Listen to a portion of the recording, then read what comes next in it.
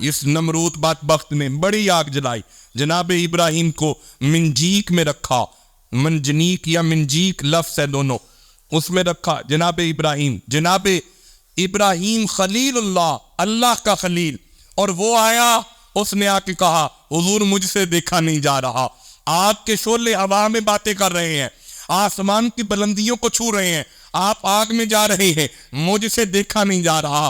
فرمایا کیا چاہتے ہو؟ فرمایا میں چاہتا ہوں آپ کی مدد نہ کر دوں، آپ کو نکال کے لے جاؤ۔ فرمایا تو کون ہے؟ کہا میں جبریل ہوں، میں جبریل ہوں۔ فرمایا تو جبریل ہے، وہ جلیل ہے، میں خلیل ہوں۔ فرمایا تو جبریل ہے، وہ جلیل ہے، میں خلیل ہوں۔